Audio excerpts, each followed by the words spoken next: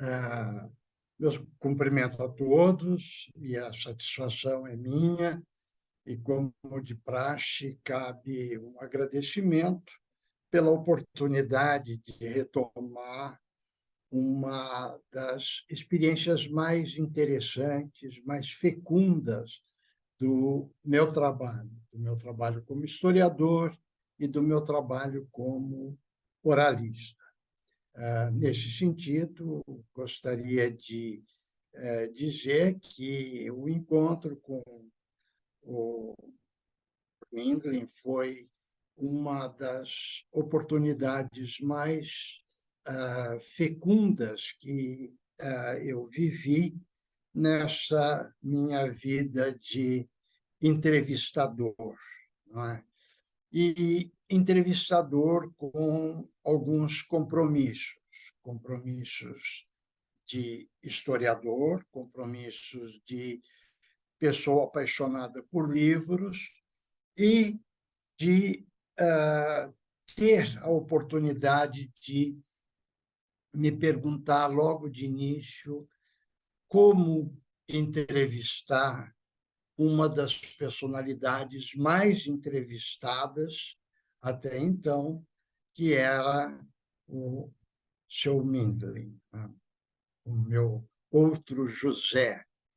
E isso foi possibilitado pela Betty, com quem eu sempre troquei experiências acadêmicas muito positivas e muito ligadas à tentativa de fazer o que os outros não estavam fazendo. Essa foi uma luz que me levou logo de início a pensar, bem, então, como entrevistar essa pessoa já tão conhecida? Não é? Eu me lembro que, na ocasião, eu cheguei a colecionar cerca de 400 entrevistas, algumas publicadas, algumas gravadas, do seu José, e me perguntava sempre, bem, como é que eu posso entrar nesse universo de maneira a apresentar alguma coisa nova, não é? Resolvi perguntar isso a ele próprio. E daí nasceu a possibilidade de produzir esse livro tão lindamente resultado de uma experiência que não é apenas minha, mas que integra toda a família numa costura bastante provocante, eu diria. Bem, como historiador e como pessoa apaixonada por museu, eu, evidentemente, estava já jogado nesse universo de leituras gerais sobre colecionismo, não é? Evidentemente, Philip Blom, por exemplo, era uma das minhas leituras mais frequentes. Eu, particularmente, tenho uma simpatia muito grande por um tema que está um pouco declinado no gosto geral, que são os gabinetes de curiosidade. Tentava sempre ver o parentesco entre os gabinetes, as coleções que resultaram a partir das chamadas grandes navegações, as primeiras coleções particulares e os museus em geral. Eu diria que essa paisagem amplíssima me ajudou muito pouco quando eu me questionei, bem, e agora que fazer com a coleção Mindlin? O que perguntar para ele? E, evidentemente, num impulso quase que espontâneo, eu resolvi me abrir com ele e perguntar a ele, olha, o que não foi dito ainda? O que pode ser dito? O que o senhor gostaria de revelar? Bem, devo dizer que essas entrevistas foram feitas em 3 oportunidades, 3 longuíssimas conversas de dia todo, e que pôde me dar uma sensação de conforto por sentir que fazíamos essas entrevistas na biblioteca e com uma liberdade de tempo bastante ampla e com a possibilidade de idas e voltas que nos levaria a compor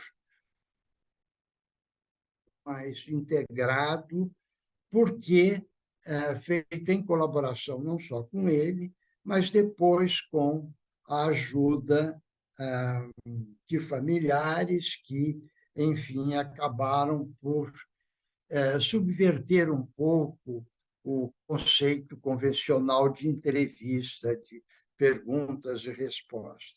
Eu diria que a graça desse trabalho estava exatamente na fiação de um tecido coletivo, certo? Mas eu guardava aquela inquietação da procura subjetiva, dos motivos não explícitos em perguntas e respostas, mas sim em explicações espraiadas nas questões familiares. Diria também que o meu lado historiador ajudou bastante, não é? E havia também uma outra comunhão que juntava os nossos interesses, daí a ideia dos 2 Josés, né, que, aliás, partiu dele, ele que disse: olha, você é José, eu sou José, então vamos josezar junto. E isso permitiu uma certa intimidade que traduzia também no fato de eu ser, então, professor da USP, e, naquele exato momento, toda a discussão sobre como integrar a biblioteca ao conjunto da USP, isso tudo facilitou muito, não é?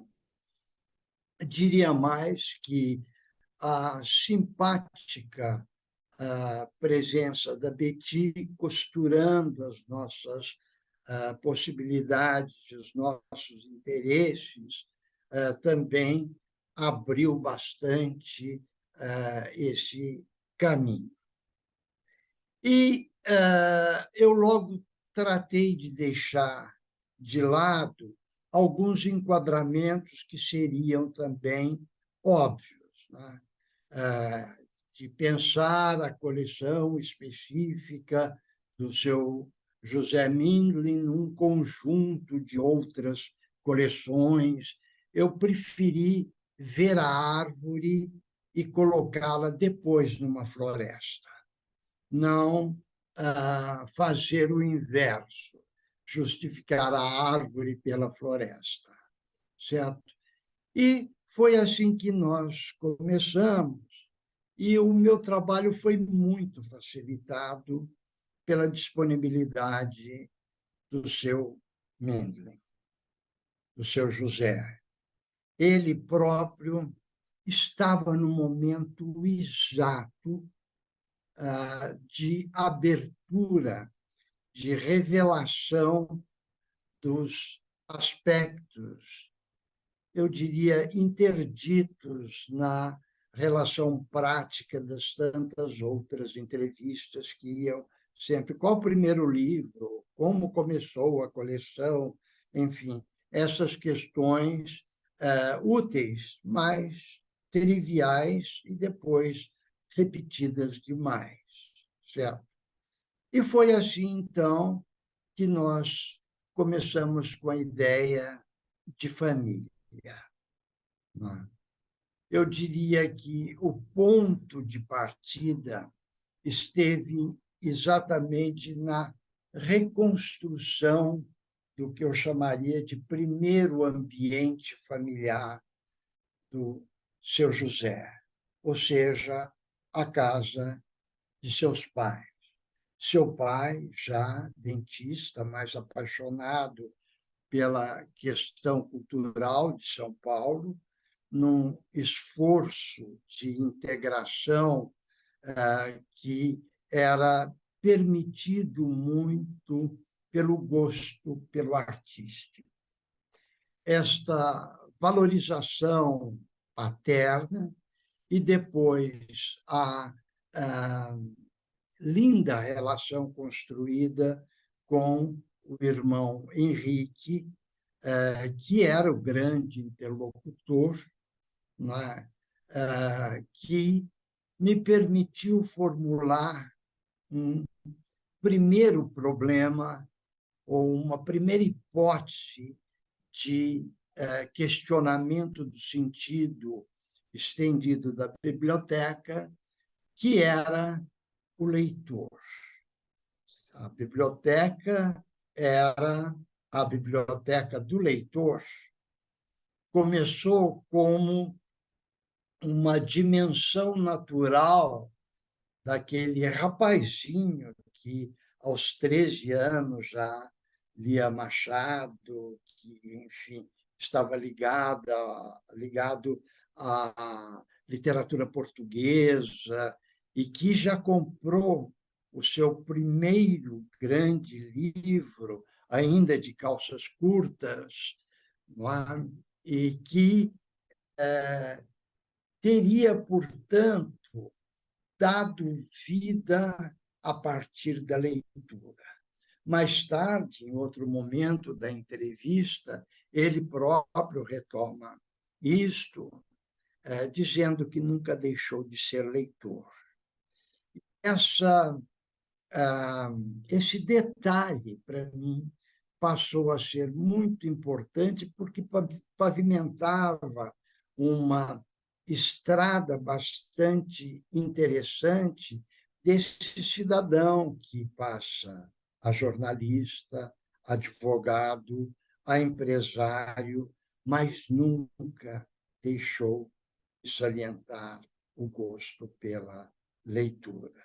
Então, a biblioteca do leitor, para mim, passou a ser um degrau bastante seguro para eu poder avançar para um outro patamar que eu também busquei explorar nas minhas questões do livro, que era o tratamento humanizado que ele dava para a biblioteca. Ou seja, a biblioteca não era uma coisa, não era uma coleção de livros. A biblioteca era um personagem animado e ele tratou de estabelecer um diálogo com a biblioteca onde o adjetivo indisciplinado funcionaria como uma espécie de sobrenome da própria biblioteca. O seu José Mindlin era uma pessoa fascinante, de frases muito cativantes e de efeito. Então, a biblioteca indisciplinada seria, por si só, uma marca atraente para discutir o que ele entenderia por indisciplinada. Mas interessava a mim saber como é que ele dava esta alteridade à biblioteca, né, que o levava, por exemplo, a dizer: não sou eu que escolho os livros, são os livros que me escolhem. Enfim, ele construía algumas situações sedutoras, mas que davam uma certa alteridade a biblioteca que fazia com que ela ganhasse um corpo, que mais tarde ele agrega uma alma ao dizer que a Dona Guita era a alma da biblioteca. Então, essa construção toda meio mítica, meio fantasiosa, meio legendária, bastante fabulosa do sentido da biblioteca, foi dando para mim uma certa segurança no desenvolver das questões que resultaram nesse livro, né? E a essa altura da vida, na minha produção, tem uma simpatia muito grande, né? Que é a conversa de dois Josés. Bem, mas como é que esta alteridade foi sendo construída? Não é? Então, partindo desse menino leitor, que depois se torna o adulto leitor, as escolhas dialogadas sempre com o irmão a princípio e depois com um universo que ele viu ampliar junto com o próprio encaminhamento histórico, não é? Ou seja, o contato com os sebos primeiro, depois as primeiras viagens, as economias que levavam à compra do primeiro núcleo francês, depois as outras situações que faziam que do mercado incipiente, com alguns livreiros, fosse ganhando uma ramificação mais complexa e mais repartida com outros livreiros, com outros colecionadores, e como isto vai se misturando à sua atividade de superação do jornalismo, da advocacia e depois a instalação do momento empresarial. Então, na Fiesp, ele tem uma gama natural de relações que permitiam acessos importantes, né? E diria que a tal biblioteca indisciplinada respondia também a uma certa liberdade que o mercado ia oferecendo.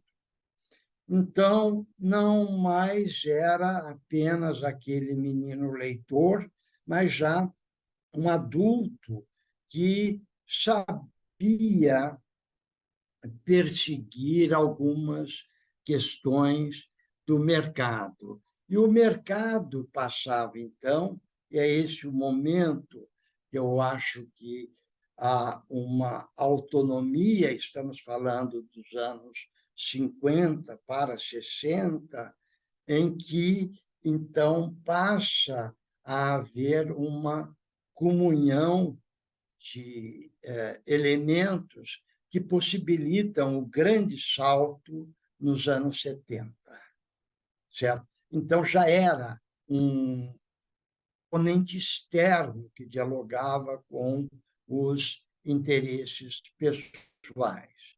E isso dava uma possibilidade de eu pensar nessa indisciplina, não é?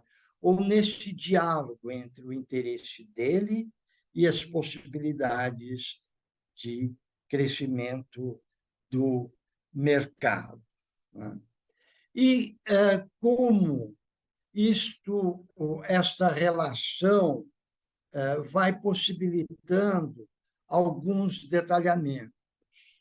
Por exemplo, a questão das simpatias pessoais por alguns detalhes da produção de livro, né? A começar pelas ilustrações.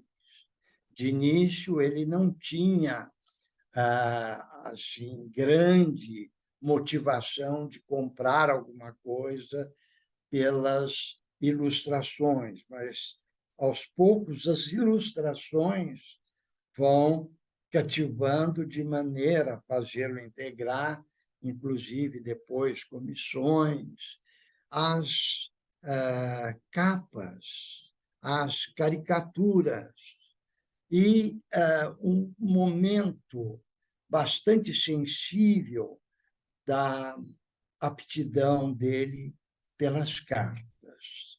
Eu confesso que eu não canso de ouvir os trechos da entrevista em que ele altera a voz para falar da correspondência da Madame de Barral com Dom Pedro II. Assim, ele tinha um carinho muito especial por este pedaço da coleção, e que me levava já a pensar em que eu havia lido sobre colecionismo, sobre, enfim, livros, séries, etc., não se aplicava ao caso tão singular do seu José Mindlin e da biblioteca dele, porque havia uma história pessoal sem a qual seria inviável explicar a biblioteca. Eu fico muito doído quando eu vejo alguém se referir à biblioteca apenas constatando o número de livros ou o valor de cada peça, ou, enfim, aspectos que instituem a humanização desse acervo. Há um momento, o seu José discutia comigo, eu acho que esse foi o momento mais sensível de toda a entrevista, a necessidade de manter isto integrado, não é? E o dilema que foi decidir o destino da biblioteca, não é? E o medo de descaracterizar a biblioteca na sua forma, vamos dizer, intencional, né? Porque, por mais que se diga que a biblioteca não teve uma orientação, eu não consigo discordar dessa orientação paralela à própria vida do seu José.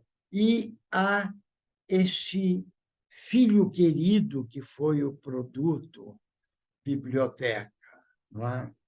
E, nesse sentido, a minha intenção toda na construção do livro, que demorou muito tempo para chegar a uma fase final, as, as, a Diana e a Betty interferiram bastante no sentido de perfumar a história toda, não é? Garantia esse sentido unitário que era passado para uma dimensão mais pública da biblioteca, que era colocá-la num espaço acadêmico, universitário, aberto à população.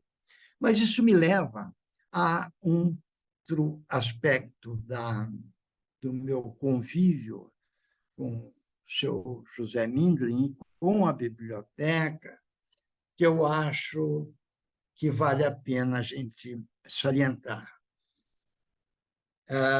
Houve um momento em que nós passamos a discutir, então, os consulentes, né, os frequentadores da biblioteca. E havia, entre tantos nomes que ele sempre fazia questão de saudade, presenças constantes, havia algumas figuras que ele acarinhava com um zelo bastante grande.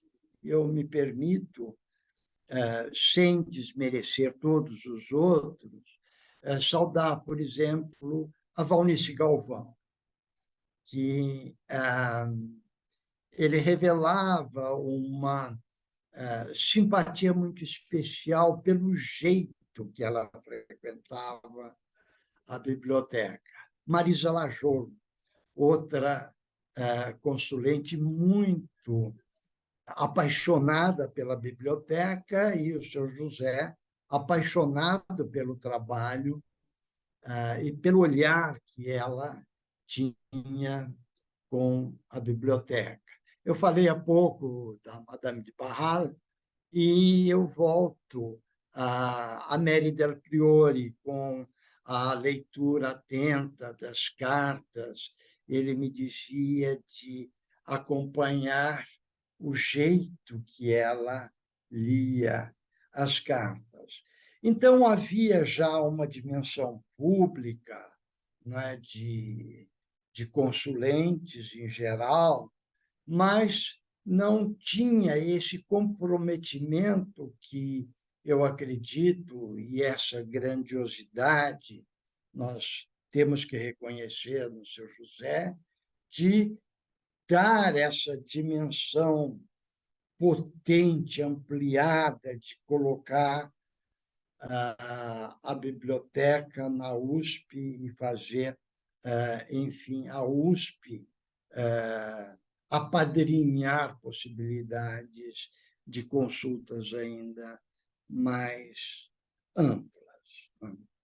Bem, acho também que outro aspecto que eu não deveria deixar de lado são as amizades que a biblioteca possibilitou ao seu José. Vicente Carvalho sempre esteve bastante em cena, né? Como desde antes toda a entourage paulistana, que, enfim, possibilitou o crescimento em geral, mas eu me lembro também do olhar que o seu José dirigiu a mim quando falava do Drummond, Carlos Drummond de Andrade. Assim, esse momento ficou muito marcante na minha relação com o Sr. José. Eu até pretendo escrever alguma coisa especificamente sobre isto. E eu acho que toda essa dimensão grandiosa possibilitada pela biblioteca teria que estar registrado, e foi o que a gente pretendeu, não é, nesse livro. O livro foi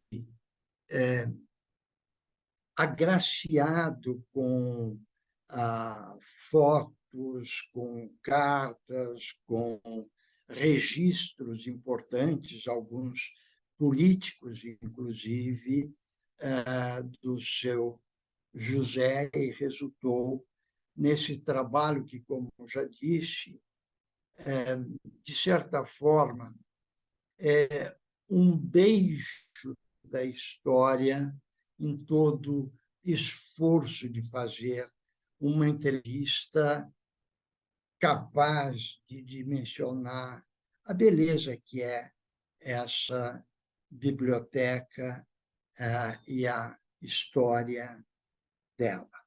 Eu vou encerrar essa minha apresentação com um detalhe que foi muito interessante, não é? Depois de feita a entrevista, enfim, com idas e vindas, retomadas, como eu disse, foram dias alargados.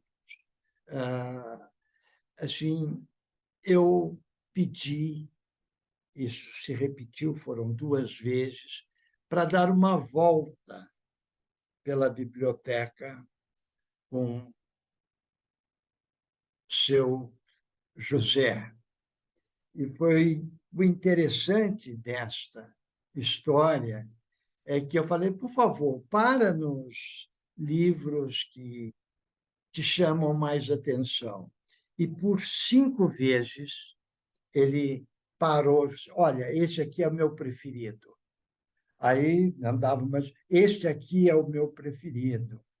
Este aqui é o meu preferido. E, por fim, eu acho que toda essa aventura me leva a dizer que valeu a pena todo o modesto esforço de fazer algum trabalho com entrevista, por ter feito a minha entrevista com o senhor José Minto. Eu acho que, basicamente, para dar um passeio muito geral, eu queria muito falar mais da dona Guita, falar das filhas, filho, enfim, de toda a entourage familiar e da grandiosidade dessa disposição, mas acho que já dá para dar uma respirada boa.